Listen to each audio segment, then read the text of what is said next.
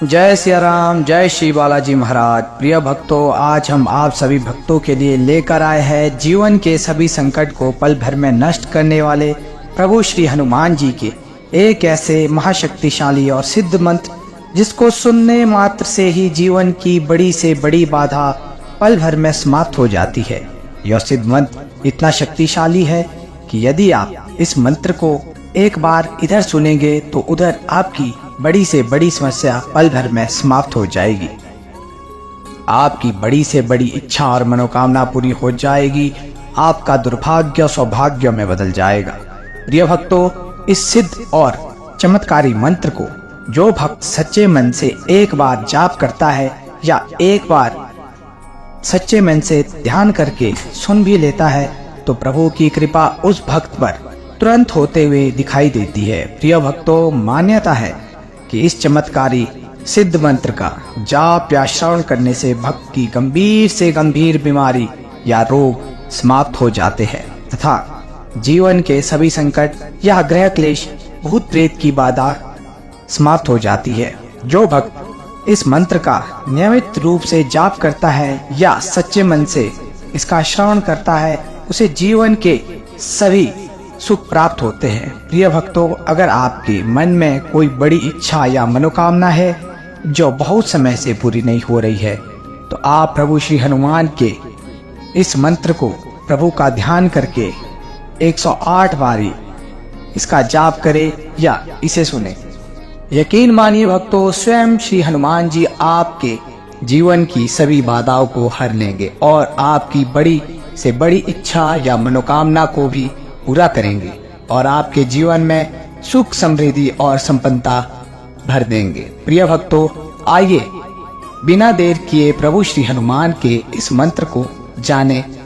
इससे पहले आप चाहते हैं कि प्रभु श्री हनुमान की कृपा आप पर बनी रहे तो आप हमारे चैनल को अवश्य सब्सक्राइब कर दीजिए तथा कमेंट में जय सिया राम, जय श्री बालाजी महाराज लिखकर अपनी हाजिरी दर्ज करवाए। प्रिय भक्तों, यह चमत्कारी और सिद्ध मंत्र प्रभु हनुमान का सबसे अधिक तुरंत फल देने वाला मंत्र है। भक्तों, इसे 108 बार जाप करें या इसका श्रवण करें। तो दोस्तों, आइए हम बताते हैं। यह मंत्र इस प्रकार से है। जय सिया राम। महाबलाय वीराय चिरंजीवीन उद्यते हारिणे वज्रदेहाय चुलंगितं महावये।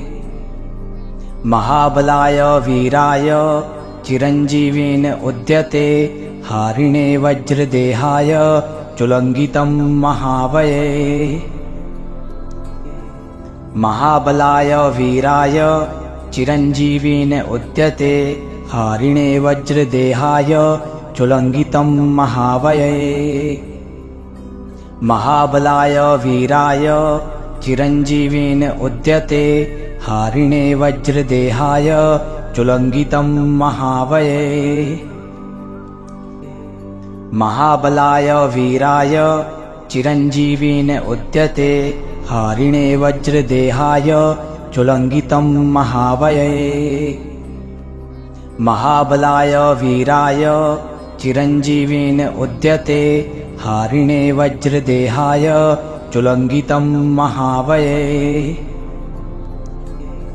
महाबलाय वीराय चिरंजीवीन उद्यते हारिणे वज्रदेहाय चुलंगितं महावये।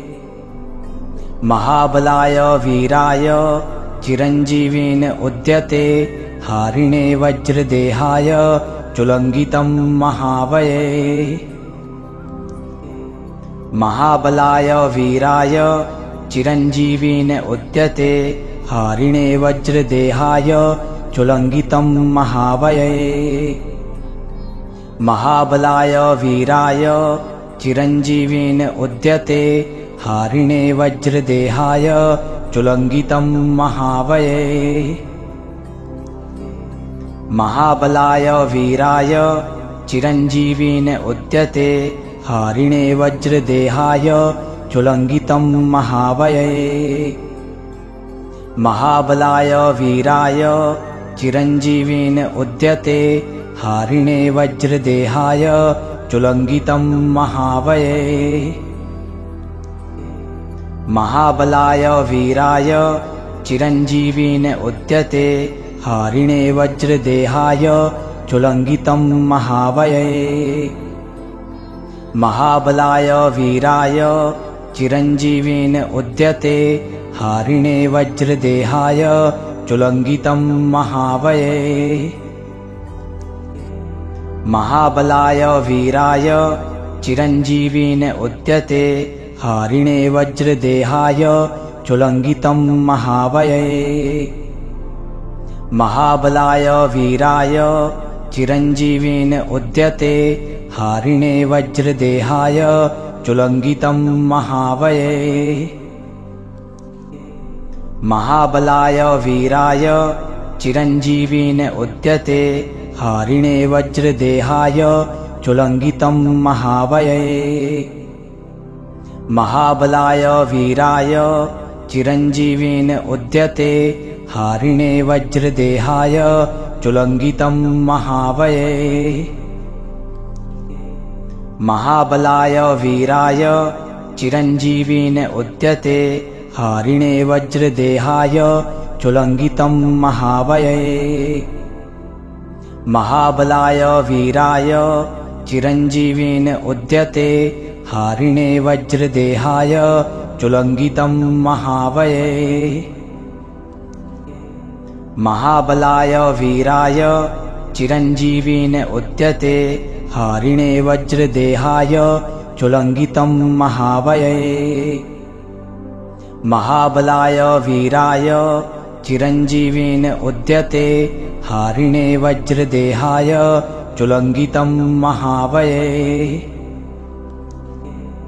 महाबलाय वीराय चिरंजीवीन उद्यते हारिणे वज्रदेहाय चुलंगितं महावये।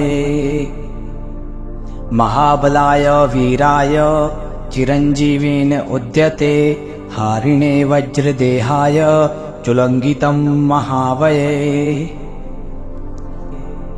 महाबलाय वीराय चिरंजीवीन उद्यते हारिणे वज्रदेहाय चुलंगितं महावये। महाबलाय वीराय चिरंजीवीन उद्यते हारिणे वज्रदेहाय चुलंगितं महावये। महाबलाय वीराय चिरंजीवीन उद्यते हारिणे वज्रदेहाय चुलंगितं महावये। महाबलाय वीराय चिरंजीवीन उद्यते हारिणे वज्रदेहाय चुलंगितं महावये।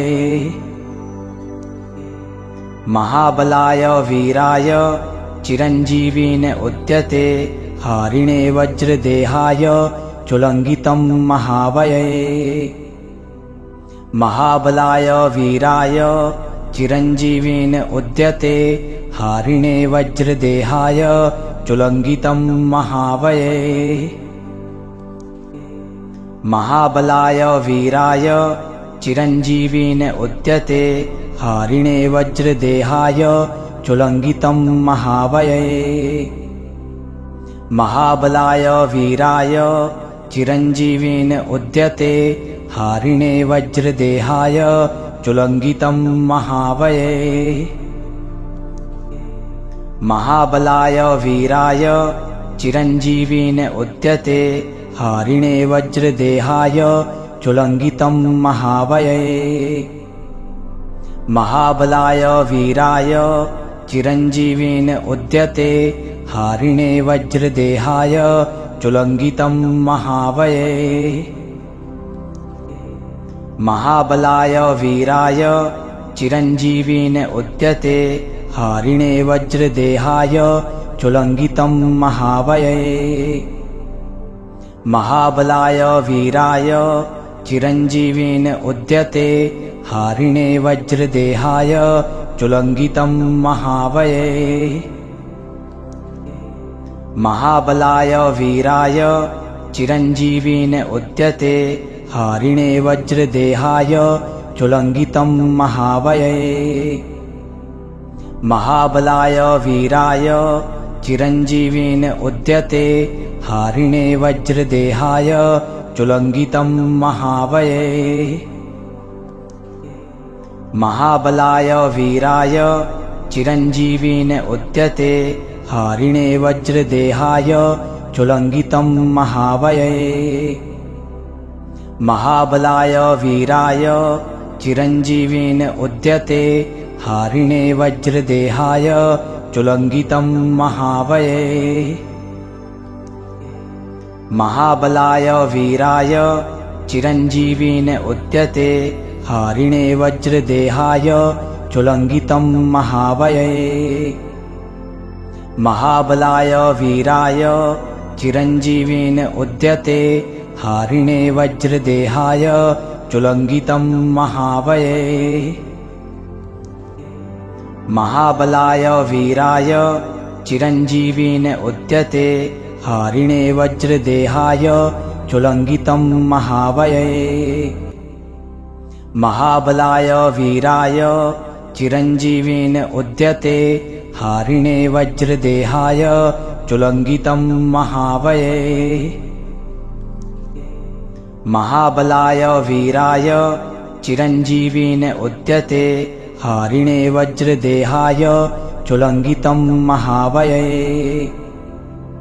महाबलाय वीराय चिरंजीवेन उद्यते हारिणे वज्रदेहाय चुलंगितं महावये। महाबलाय वीराय चिरंजीवेन उद्यते हारिणे वज्रदेहाय चुलंगितं महावये।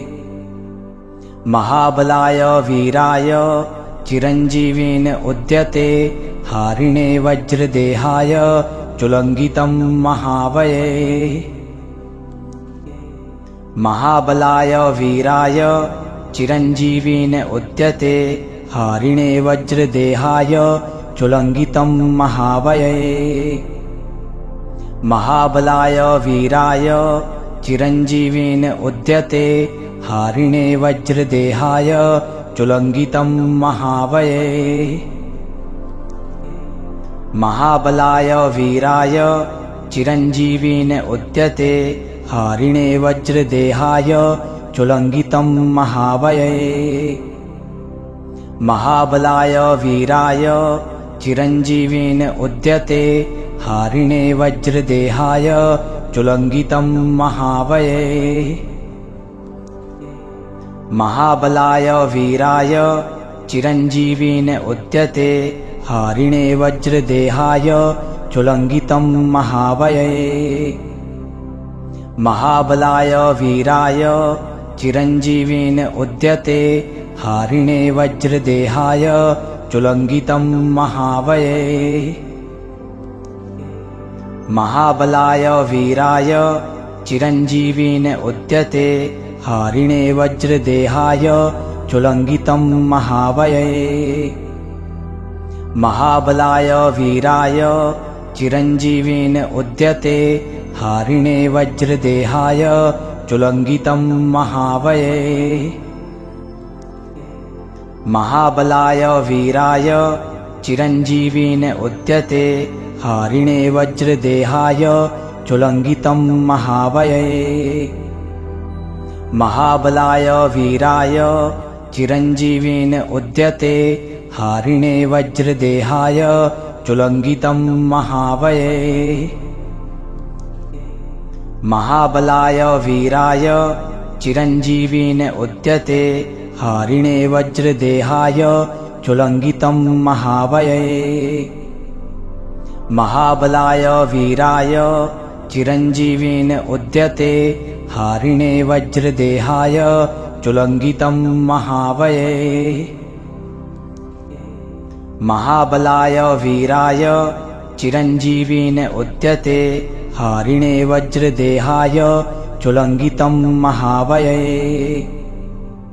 महाबलाय वीराय चिरंजीवेन उद्यते हारिणे वज्रदेहाय चुलंगितं महावये। महाबलाय वीराय चिरञ्जीविन उद्यते हारिणे वज्रदेहाय चुलंगितं महावये। महाबलाय वीराय चिरञ्जीविन उद्यते हारिणे वज्रदेहाय चुलंगितं महावये। महाबलाय वीराय चिरञ्जीविन उद्यते हारिणे वज्रदेहाय चुलंगितं महावये। महाबलाय वीराय चिरञ्जीविन उद्यते हारिणे वज्रदेहाय चुलंगितं महावये। महाबलाय वीराय चिरञ्जीविन उद्यते हारिणे वज्रदेहाय चुलंगितं महावये। महाबलाय वीराय चिरञ्जीविन उद्यते हारिणे वज्रदेहाय चुलंगितं महावये। महाबलाय वीराय चिरञ्जीविन उद्यते हारिणे वज्रदेहाय चुलंगितं महावये। महाबलाय वीराय चिरञ्जीविन उद्यते हारिणे वज्रदेहाय चुलंगितं महावये। महाबलाय वीराय चिरञ्जीविन उद्यते हारिणे वज्रदेहाय चुलंगितं महावये। महाबलाय वीराय चिरञ्जीविन उद्यते हारिणे वज्रदेहाय चुलंगितं महावये। महाबलाय वीराय चिरञ्जीविन उद्यते हारिणे वज्रदेहाय चुलंगितं महावये। महाबलाय वीराय चिरञ्जीविन उद्यते हारिणे वज्रदेहाय चुलंगितं महावये। महाबलाय वीराय चिरञ्जीविन उद्यते हारिणे वज्रदेहाय चुलंगितं महावये। महाबलाय वीराय चिरञ्जीविन उद्यते हारिणे वज्रदेहाय चुलंगितं महावये। महाबलाय वीराय चिरञ्जीविन उद्यते हारिणे वज्रदेहाय चुलंगितं महावये। महाबलाय वीराय चिरञ्जीविन उद्यते हारिणे वज्रदेहाय चुलंगितं महावये। महाबलाय वीराय चिरञ्जीविन उद्यते हारिणे वज्रदेहाय चुलंगितं महावये। महाबलाय वीराय चिरञ्जीविन उद्यते हारिणे वज्रदेहाय चुलंगितं महावये। महाबलाय वीराय चिरञ्जीविन उद्यते हारिणे वज्रदेहाय चुलंगितं महावये। महाबलाय वीराय चिरञ्जीविन उद्यते हारिणे वज्रदेहाय चुलंगितं महावये। महाबलाय वीराय चिरञ्जीविन उद्यते हारिणे वज्रदेहाय चुलंगितं महावये। महाबलाय वीराय चिरञ्जीविन उद्यते हारिणे वज्रदेहाय चुलंगितं महावये। महाबलाय वीराय चिरञ्जीविन उद्यते हारिणे वज्रदेहाय चुलंगितं महावये। महाबलाय वीराय चिरञ्जीविन उद्यते हारिणे वज्रदेहाय चुलंगितं महावये। महाबलाय वीराय चिरञ्जीविन उद्यते हारिणे वज्रदेहाय चुलंगितं महावये। महाबलाय वीराय चिरञ्जीविन उद्यते हारिणे वज्रदेहाय चुलंगितं महावये। महाबलाय वीराय चिरंजीवीन उद्यते हारिणे वज्रदेहाय चुलंगितं महावये। महाबलाय वीराय चिरंजीवीन उद्यते हारिणे वज्रदेहाय चुलंगितं महावये। महाबलाय वीराय चिरंजीवीन उद्यते हारिणे वज्रदेहाय चुलंगितं महावये। महाबलाय वीराय चिरंजीवीन उद्यते हारिणे वज्रदेहाय चुलंगितं महावये। महाबलाय वीराय चिरंजीवीन उद्यते हारिणे वज्रदेहाय चुलंगितं महावये। महाबलाय वीराय चिरंजीवीन उद्यते हारिणे वज्रदेहाय चुलंगितं महावये। महाबलाय वीराय चिरंजीवीन उद्यते हारिणे वज्रदेहाय चुलंगितं महावये। महाबलाय वीराय चिरंजीवीन उद्यते हारिणे वज्रदेहाय चुलंगितं महावये। महाबलाय वीराय चिरंजीवीन उद्यते हारिणे वज्रदेहाय चुलंगितं महावये।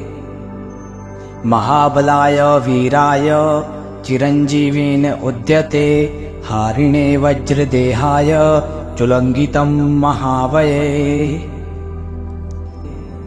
महाबलाय वीराय चिरंजीवीन उद्यते हारिणे वज्रदेहाय चुलंगितं महावये।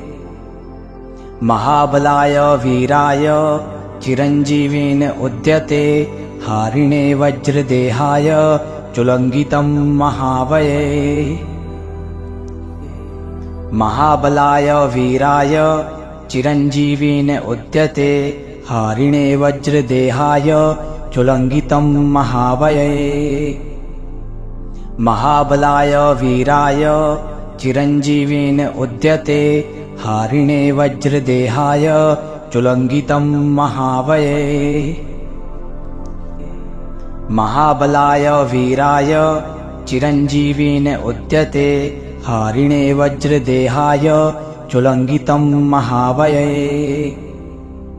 महाबलाय वीराय चिरंजीवीन उद्यते हारिणे वज्रदेहाय चुलंगितं महावये।